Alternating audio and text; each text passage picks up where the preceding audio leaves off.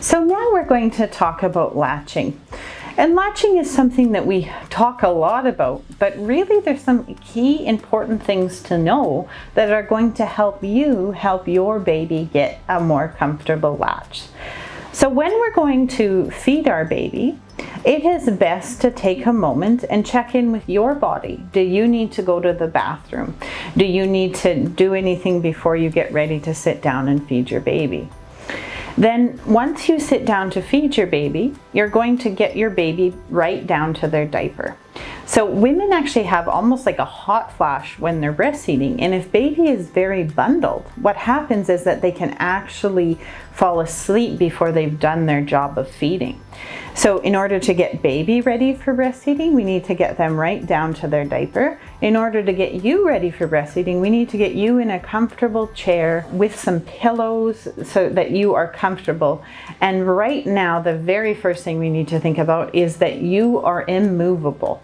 So we don't want mommy moving to baby because that's bad for mommy's back and actually ends up in not a good latch. We always are needing to bring the baby to mom. So we are now sitting in our chair. Sometimes moms like something a little bit under their feet, but the whole point is that we want you to be comfortably seating, sometimes with a pillow behind your back. Play with it because you will know what's comfortable for you.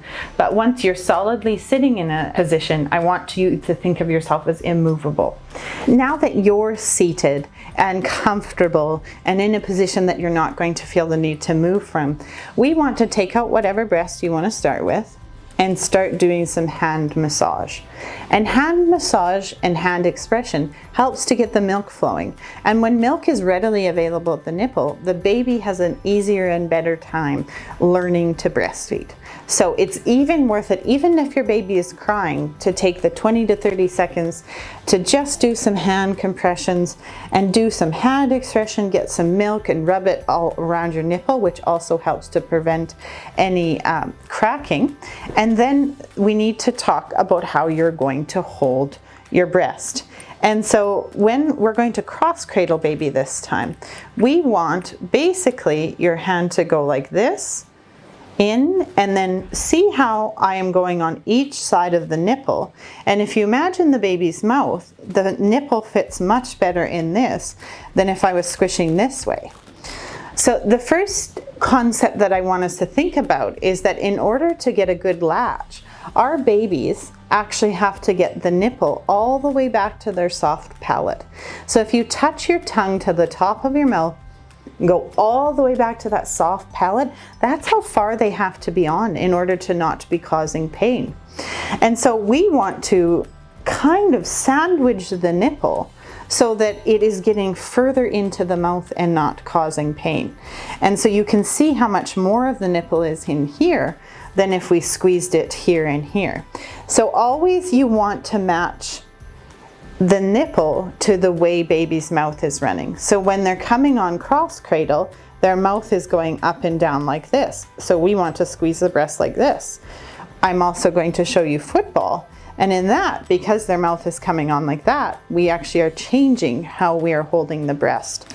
Getting your breast ready, compressing it so that it can get the most amount of nipple back into the breast.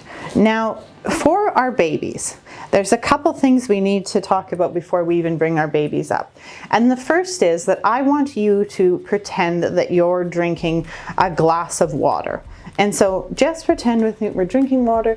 What does our alignment look like? We have lots of space in our neck. Our mouth could be fairly open, and it's a straight shot down. We need to mimic this alignment with our babies. But interestingly, sometimes parents think that their baby can nurse like this or could nurse like this, where we know that how we drink is exactly the same as babies drink. And the interesting thing is that when we have this little bit looking up that we naturally do when we drink, the mouth can be open much wider. Watch my mouth here versus here. That's a much better mouth for actually going onto the breast. Also, tongues have a very big part to play in getting the nipple to the back of the throat. And so when your baby, if they tuck their chest into here like this, or their chin to their chest, They can't hardly stick their tongue out. Where again, if we naturally do what we already do drinking, for them, it's going to be a lot easier. So we want to think of when our babies are coming to our breast, they almost are looking up at the breast, because that's going to make it like we would drink water. So now that we have that concept down, we're going to bring our baby to our breast. And so a little trick for newborns is always the bum in your elbow. And then you're going to want to support the baby's neck and not their head. A lot of parents want to push on this part of the head, but this is the very first part that came out and is often ouchy. And even now as adults, if we push on the back of our head, we immediately want someone like to push off against it. It's a threatening thing to do, where if we hold our neck, and if you can do that with me, it's a lot more gentle and what would be supportive. So we want to hold baby's neck and not their head. So basically what I talk to parents, I say, like, go for thumb to one ear and then all over to the pointer finger to the other ear. You're going to tuck their bum into their elbow and then make sure that they're right on their side, because again, we don't want them trying to breastfeed like this because they can't do it. And so we want baby to be ear over shoulder over hip, which is literally just going to tell us that they can do that extension because they're in the right position. And then there's going to be no room between baby and mommy's tummy.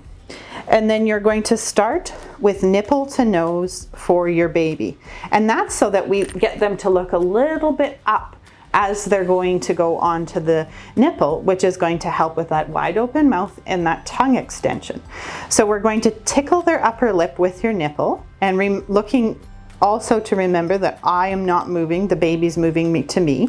So we're encouraging baby to open up wide, and as soon as baby opens up wide, we are going to give them a 3-pointed hug. So we are going to hug with our wrist, our elbow, and our shoulder all at one time. And we're helping baby to get far enough onto the breast to get that nipple to that soft palate. So we're moving very quickly. So I will show you the speed that we will move at. So we're going tickle, tickle, and it's very like when you're working with a baby, they'll be like, nah, nah, and you can do, sometimes it feels like 5 minutes before they give you that big wide open mouth. But as soon as they give you that big wide open mouth, and be patient and wait for it, this is how fast you need to hug your baby. And see how I hugged with my wrist, my elbow, and my shoulder, the 3-pointed hug.